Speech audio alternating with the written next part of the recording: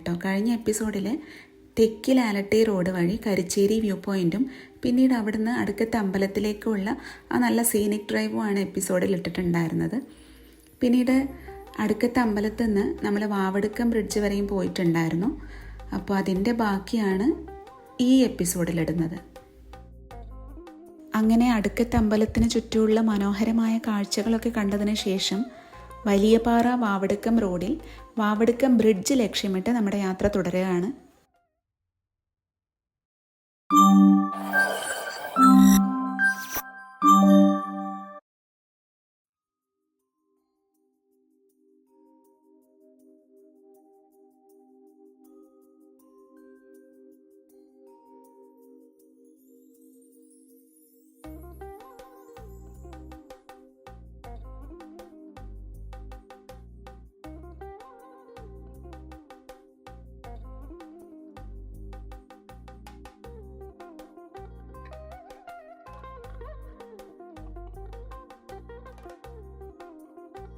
എന്താ ഭംഗി നോക്കൂ.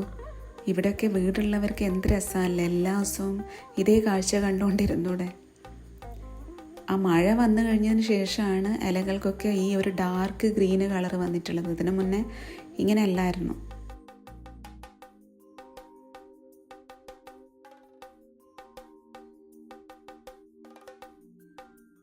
ഞാൻ ഇൻസ്റ്റാഗ്രാമിലൊക്കെ ധാരാളം കണ്ടിട്ടുണ്ട്, നമ്മൾ മക്കൾ പോകുന്നിടത്ത് പാരൻസിനെയും വല്ലപ്പോഴും കൊണ്ടുപോകണം എന്നർത്ഥം വരുന്ന രീതിയിലുള്ള റീൽസ് ധാരാളം കാണാറുണ്ട്. പക്ഷേ എത്ര പെർസെൻറ്റേജ് പാരൻസിനെയാണ് മക്കൾ കൊണ്ടുപോകാതിരിക്കുന്നത്? എൻ്റെ വീട്ടിൽ നേരെ ഓപ്പോസിറ്റാണ്. ഞാനൊരു 10 തവണ വിളിച്ചു കഴിഞ്ഞാൽ അതിൽ 2 തവണ വല്ലപ്പോഴും വന്നാലായി.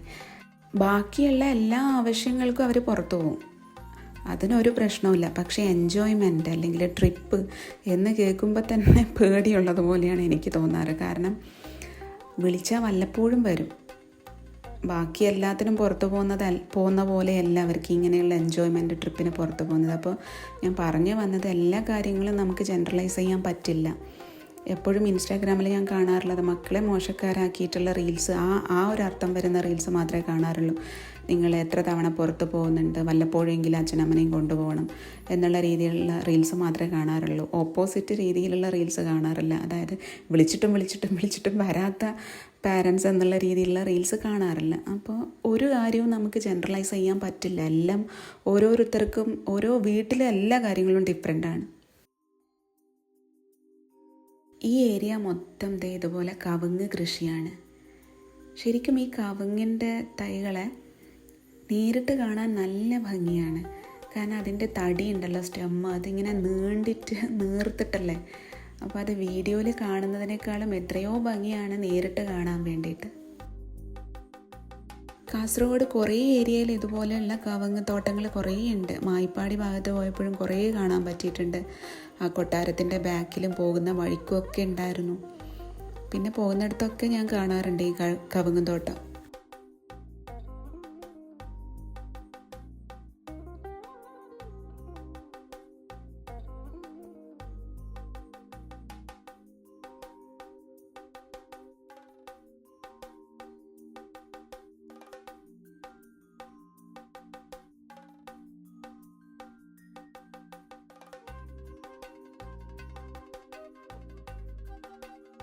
അങ്ങനെ നമ്മളിപ്പോൾ എത്തി നിൽക്കുന്ന ബ്രിഡ്ജാണ് വാവടുക്കം ബ്രിഡ്ജ്.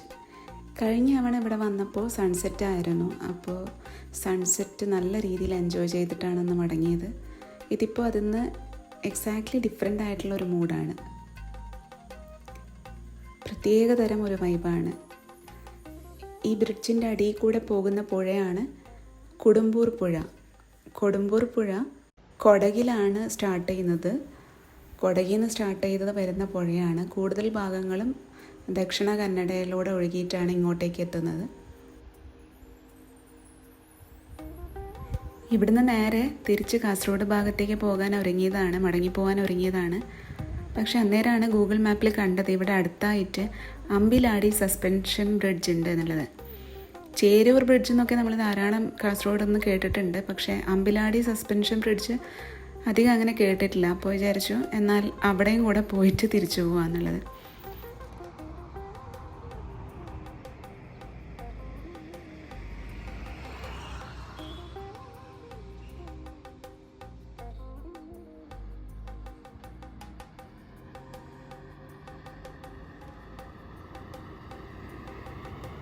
ബസ് വരാനായിട്ട് വെയിറ്റ് ചെയ്തതാണ്. കുറച്ച് സമയം വെയിറ്റ് ചെയ്തിട്ടാണ് ഈ ഷോട്ട് കിട്ടിയത്. കാണാൻ നല്ല രസമില്ലേ ദൂരത്തുനിന്ന് ഇങ്ങനെ ഒരു ബസ് വരുന്നതൊക്കെ.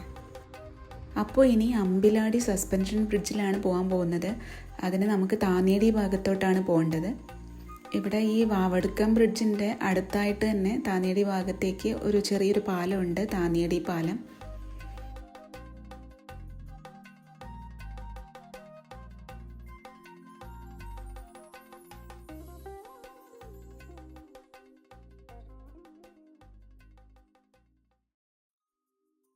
കാഞ്ഞിരടുക്ക് എന്ന് പറയുന്ന സ്ഥലത്താണ് അമ്പിലാടി സസ്പെൻഷൻ ബ്രിഡ്ജുള്ളത്. ഈ ബ്രിഡ്ജിലേക്ക് പോകുന്ന വഴി വണ്ടിക്കൊക്കെ പോകാൻ പറ്റിയ റോഡ് തന്നെയാണ്. പക്ഷേ ജസ്റ്റ് ഒന്ന് നടന്നിട്ട് പോകാമെന്ന് വിചാരിച്ചിട്ടാണ് വണ്ടി അപ്പുറത്ത് സൈഡാക്കിയിട്ടുണ്ട്.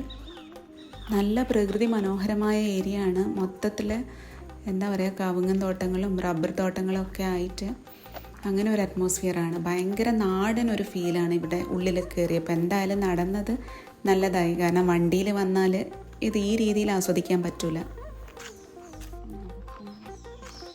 ഇതിപ്പോൾ സിനിമയിൽ കാണുന്ന പോലെയാണ്, അതിനേക്കാളും ഭംഗിയാണ്. റബ്ബർ തോട്ടങ്ങളും കൃഷിയൊക്കെ ആയിട്ട് ഇങ്ങനെ എസ്റ്റേറ്റും കാര്യങ്ങളൊക്കെ ആയിട്ട് സെറ്റിലാവുന്ന ആൾക്കാരുണ്ടാവില്ലേ, സിനിമയിൽ നമ്മൾ കാണാറില്ലേ, അതുപോലെ. ഇതൊക്കെ കാണുമ്പോഴാണ് ആലോചിച്ച് പോകുന്നത്, നമ്മളിപ്പോൾ ചെയ്തുകൊണ്ടിരിക്കുന്ന ജോലിയൊക്കെ മതിയാക്കിയിട്ട് ഇതുപോലെയുള്ള ഏതെങ്കിലും റബ്ബർ എസ്റ്റേറ്റോ കാര്യങ്ങളോ വാങ്ങിയിട്ട് തോട്ടവും നോക്കിയിട്ട് അവിടെ തൊട്ടടുത്ത് വലിയൊരു വീടും വെച്ചിട്ട് അതിനകത്ത് കഴിഞ്ഞുകൂടാം സ്വസ്ഥം സമാധാനമായിട്ട് അല്ലേ. നല്ല ലൈഫല്ലേ അങ്ങനെ. നമുക്കിങ്ങനെയുള്ള ആഗ്രഹങ്ങൾ ഉണ്ടെങ്കിൽ ഏതെങ്കിലും ഒരു കാലത്ത് അത് ശരിയാവുമായിരിക്കണം, അങ്ങനെ പറയാറില്ലേ.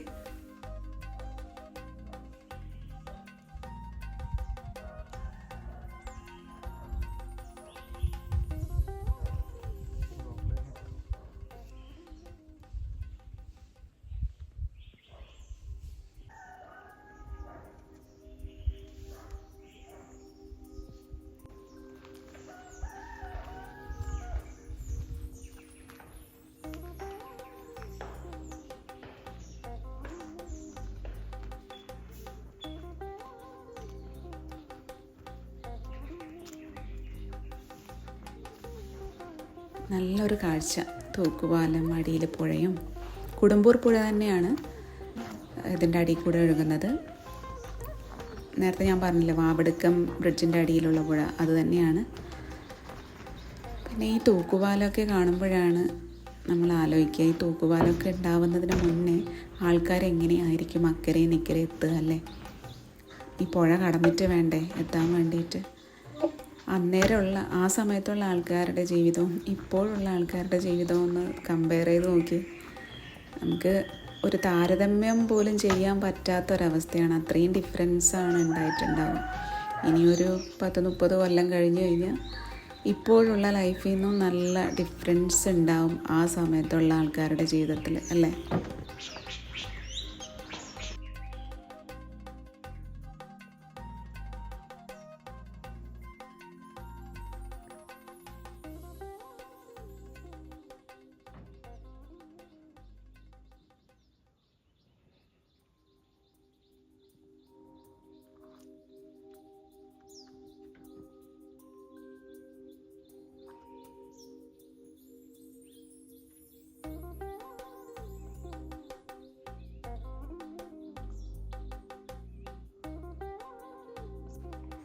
ഞാൻ നിങ്ങളുടെ അടുത്ത് ഓരോ വീഡിയോയിലും പറയാറുണ്ട്, ദയവായി ചാനൽ സബ്സ്ക്രൈബ് ചെയ്യൂ, ലൈക്ക് ചെയ്യൂ, കമൻറ്റ് ചെയ്യൂ എന്നൊക്കെ. അങ്ങനെ പറയാൻ കാരണം ലൈക്ക് ചെയ്യുകയും കമൻറ്റ് ചെയ്യുകയൊക്കെ ചെയ്യുമ്പോൾ ഈ വീഡിയോ കുറച്ചും കൂടെ കൂടുതൽ ആൾക്കാരിൽ ഇതെത്താൻ സഹായിക്കും. ഇപ്പോൾ റീസെൻ്റ്ലി തുടങ്ങിയ ചാനലല്ലേ, അധികം സബ്സ്ക്രൈബേഴ്സൊന്നും ഇല്ലല്ലോ. അപ്പോൾ അതുകൊണ്ടാണ്. അതുമാത്രമല്ല, വീഡിയോൻ്റെ നല്ല കമൻസ് ആണെങ്കിലും ക്രിറ്റിസിസം ആണെങ്കിലും നിങ്ങൾക്ക് കമൻറ്റ് വഴി അറിയിക്കാം. നല്ല ക്രിറ്റിസിസങ്ങൾ എപ്പോഴും ഞാൻ വെൽക്കം ചെയ്യും, കാരണം അതിലൂടെ മാത്രമേ ഇനി ഇതിലും നല്ല വീഡിയോസ് ഇടാൻ പറ്റുള്ളൂ. അപ്പോൾ എല്ലാവരും ഞാൻ പറഞ്ഞ പോലെ വീഡിയോ കാണുന്നുണ്ടെങ്കിൽ ഇഷ്ടമായിട്ടുണ്ടെങ്കിൽ ലൈക്ക് ചെയ്യുക, പിന്നെ അഭിപ്രായങ്ങൾ കമൻറ്റ് വഴി അറിയിക്കുക. നിങ്ങൾക്ക് പരിചയമുള്ളവർക്ക് ഇത് ഷെയർ ചെയ്ത് കൊടുക്കുക.